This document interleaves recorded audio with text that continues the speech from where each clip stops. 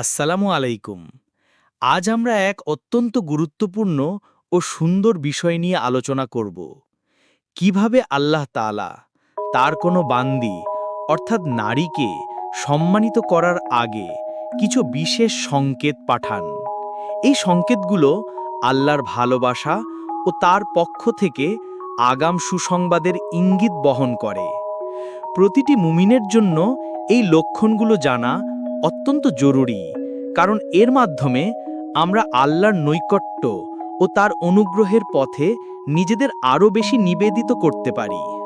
১ number point, দিনের প্রতি গভীর অনুরাগ ও ইবাদতে প্রশান্তি। আল্লাহ যখন কোনো নারীকে সম্মানিত করতে চান, তখন প্রথম এবং সবচেয়ে স্পষ্ট সংকেত হল তার হৃদয়ে দ্বীন ইসলামের প্রতি গভীর অনুরাগ ও ভালোবাসা সৃষ্টি হয়। ইবাদত তার জন্য বোঝা মনে হয় না, বরং আত্মার খোরাক হয়ে ওঠে। নামাজ ও কোরআনে মনোনিবেশ। সে নামাজে দাঁড়িয়ে এক বিশেষ প্রশান্তি অনুভব করে। কোরআন তিলাওয়াত করতে তার ভালো লাগে। কোরআনের অর্থ ও ব্যাখ্যা বুঝতে সে আগ্রহী হয়। তার কাছে মনে হয় যেন আল্লাহ যেন সরাসরি তার সাথে কথা বলছেন। জিকির ও তাসবিহ। আল্লাহর জিকির, তাসবিহ পাঠ তার দৈনন্দিন জীবনের অংশ হয়ে ওঠে। সে সুবহানাল্লাহ, আলহামদুলিল্লাহ, আল্লাহু আকবার বলতে স্বাচ্ছন্দ্য বোধ করে। হালাল হারামের প্রতি সচেতনতা। হালাল উপার্জনে সে সচেষ্ট হয় এবং হারাম থেকে দূরে থাকার জন্য সর্বোচ্চ চেষ্টা করে। তার মনে আল্লাহর ভয় ও ভালোবাসা উভয়ই বৃদ্ধি পায়। ২ নাম্বার পয়েন্ট, জ্ঞান অর্জনের স্পৃহা ও প্রজ্ঞা লাভ। দ্বিতীয় সংকেত হল আল্লাহ যাকে সম্মানিত করতে চান তাকে জ্ঞান অর্জনের প্রতি প্রবল স্পৃহা দেন এবং তাকে প্রজ্ঞা ও দূরদর্শিতা দান করেন। সে শুধু দুনিয়াবি জ্ঞান নয়, বরং ইসলামিক জ্ঞান অর্জনেও আগ্রহী হয়। দ্বীনি ইলম অন্বেষণ। সে হাদিস, তাফসির, ফিক এবং ইসলামের ইতিহাস সম্পর্কে জানতে চায়। সে বুঝতে পারে যে জ্ঞানই তাকে আল্লাহর পথে আরও দৃঢ় করবে। প্রজ্ঞা ও দূরদর্শিতা। আল্লাহ তাকে এমন প্রজ্ঞা দান করেন যার মাধ্যমে সে জীবনের জটিল বিষয়গুলো সহজে বুঝতে পারে এবং সঠিক সিদ্ধান্ত নিতে পারে। তার কথায় ও কাজে এক ধরনের গভীরতা ও পরিপক্কতা দেখা যায়। উপদেশ ও হিকমত। তার কথা ও উপদেশ মানুষের হৃদয়ে প্রভাব ফেলে। সে জানে কখন কি বলতে হবে এবং কিভাবে বলতে হবে, যাতে মানুষ উপকৃত হয়। ৩ নাম্বার পয়েন্ট, বিপদে ধৈর্য এবং আল্লাহর উপর পূর্ণ ভরসা। তৃতীয় গুরুত্বপূর্ণ সংকেত হল যখন কোনো নারী বিপদে পড়ে তখন সে ধৈর্য ধারণ করে এবং আল্লাহর উপর পূর্ণ ভরসা রাখে। আল্লাহ যাকে ভালোবাসেন তাকে বিভিন্ন পরীক্ষার সম্মুখীন করেন, কিন্তু এই পরীক্ষাগুলো তাকে দুর্বল করে তোলে না, বরং আরও শক্তিশালী করে তোলে। হতাশা থেকে মুক্তি। কষ্টের সময় তার মনে হতাশা বা অভিযোগ আসে না। সে জানে যে প্রতিটি বিপদ আল্লাহর পক্ষ থেকে আসে এবং এর পেছনে কোনো না কোনো কল্যাণ নিহিত থাকে। তাওয়াক্কুল, ভরসা। সে বিশ্বাস করে যে আল্লাহই তার একমাত্র সহায় এবং তিনি তাকে এই বিপদ থেকে মুক্তি দেবেন। সে সব ধরনের পরিস্থিতিতে তার উপরই নির্ভরশীল থাকে। পুরস্কারের আশা। সে জানে যে ধৈর্যের ফল মিষ্টি হয় এবং প্রতিটি কষ্টের বিনিময়ে আল্লাহ তার গুনাহ মাফ করে দেন ও তার মর্যাদা বৃদ্ধি করেন। ৪ নাম্বার পয়েন্ট, মানুষের ভালোবাসা ও গ্রহণযোগ্যতা। চতুর্থ লক্ষণটি বেশ তাৎপর্যপূর্ণ। যখন আল্লাহ কোনো নারীকে সম্মানিত করতে চান, তখন তিনি মানুষের হৃদয়ে তার জন্য ভালোবাসা সৃষ্টি করে দেন। মানুষ তাকে সম্মান করে, তার প্রতি আকৃষ্ট হয় এবং তার কথা মনোযোগ দিয়ে শোনে। এটি কেবল দুনিয়াবি জনপ্রিয়তা নয়, বরং এক ধরনের আধ্যাত্মিক আকর্ষণ। জনপ্রিয়তা নেক পথে। সে যেখানেই যায় না কেন মানুষ তাকে শ্রদ্ধা করে এবং তার অনুপস্থিতিতেও তার প্রশংসা করে। তার উপস্থিতি মানুষকে শান্তি ও স্বস্তি দেয়। উপদেশ গ্রহণের প্রবণতা।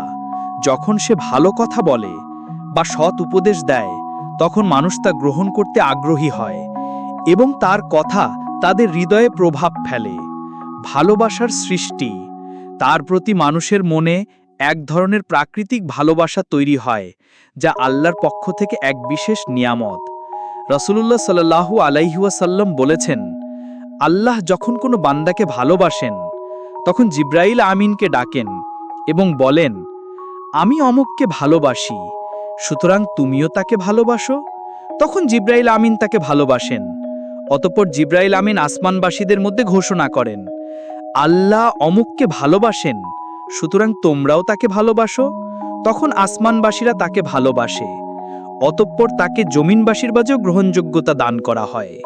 বুখারী। ৫ নাম্বার পয়েন্ট, গুনাহের প্রতি ঘৃণা ও অনুশোচনা। পঞ্চম সংকেত হল যখন তার মনে গুনাহের প্রতি ঘৃণা সৃষ্টি হয় এবং অনিচ্ছাকৃতভাবে কোনো গুনাহ হয়েও গেলে তার মনে তীব্র অনুশোচনা ও অনুতাপ আসে। এটি আল্লাহর পক্ষ থেকে এক বিশেষ সুরক্ষা কবচ।